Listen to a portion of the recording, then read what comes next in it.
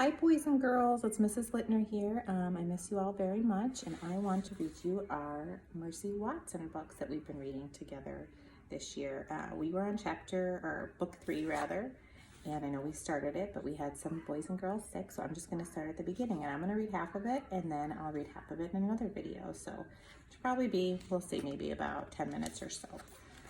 Okay, Mercy Watson Fights Crime.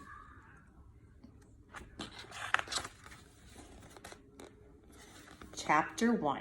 Mr. Watson and Mrs. Watson have a pig named Mercy. Each night they sing the pig to sleep. Then they go to bed.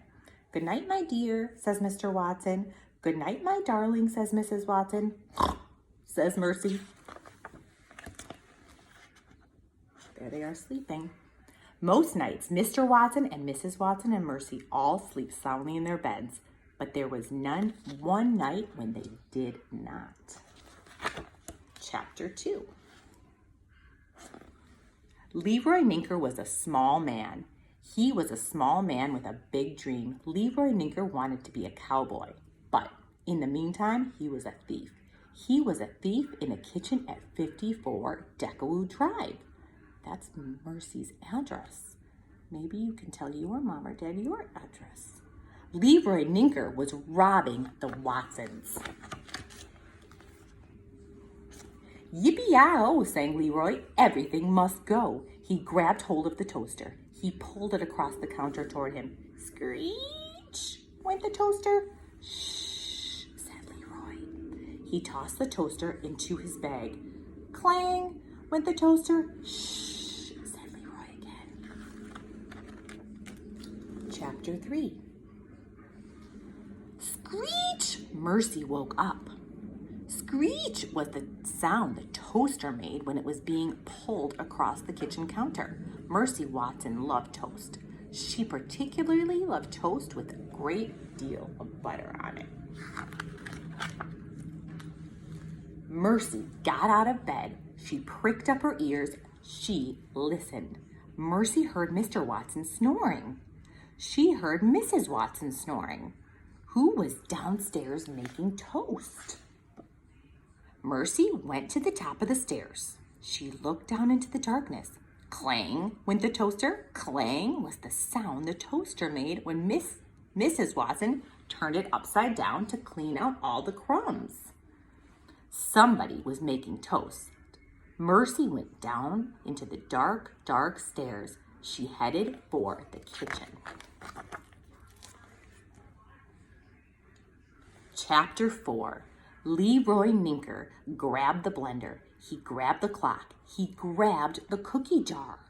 "Yippee-yow," he sang as he worked. "In you go." He grabbed the juicer. He grabbed the teapot. He grabbed the waffle iron. And then Leroy Ninker heard a noise. He turned around. "Yippee-yah," sang Leroy. Uh-oh. What does Leroy see? Chapter 5. Mercy looked around. She did not see the toaster. She did not see the bread. She did not see the butter. Instead, Mercy saw a little man wearing a big hat. He was not making toast. Mercy was very disappointed. She was also very tired. She yawned. Can you do a yawn for me? Oh. "Good pig," said the man. He nodded. Mercy lay down. She yawned again. "Nice pig," said the little man. Mercy closed her eyes. "Yippee-yow," the man sang softly. "Off to sleep you go." Chapter 6. "That there," whispered Leroy, "is a big pig." He reached into his shirt pocket. He pulled out a butter barrel candy, like a little sucking piece of candy. He unwrapped the candy and put it in his mouth. Leroy thought, it might be a good idea for this cowboy to hit the trail. What does that mean, to hit the trail? He picked up his bag. He stopped. Ah, shucks, said Leroy. The pig was blocking his way. There's no room to go around the pig, said Leroy. There's no room to go under the pig. Guess I have to go over the pig. Leroy stepped forward. He flung one leg over the sleeping pig. The pig moved. Leroy Ninker froze. Do you think he's going to get past him, or do you think Mercy's going to wake up? Chapter 7. Mercy woke up. She said, "Easy now," said a voice. Mercy looked out of the corner of her eye. The little man was on her back. Mercy stood up. "Steady, girl," said the little man. Mercy shook herself. The little man slid forward. "Whoa there," he said. Mercy smelled something. What does she smell? What was it? Butter? Where's that butter smell coming from? Mercy looked around the kitchen. No bread, no toaster, but she definitely smelled butter. Maybe someone next door was making sugar cookies. Oink, said Mercy. She galloped out the open door. She galloped toward the Lincoln sisters' house. Yippee-yow, shouted Leroy Ninker. Away we go.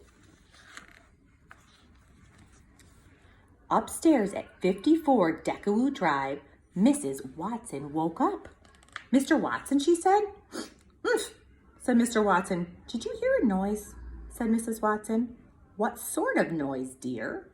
"A yippee-yow sort of noise," said Mrs. Watson. "No, I did not hear a yippee-yow sort of noise," said Mr. Watson. "You were dreaming, my dear." "I was?" said Mrs. Watson. "You were," said Mr. Watson. "Go back to sleep."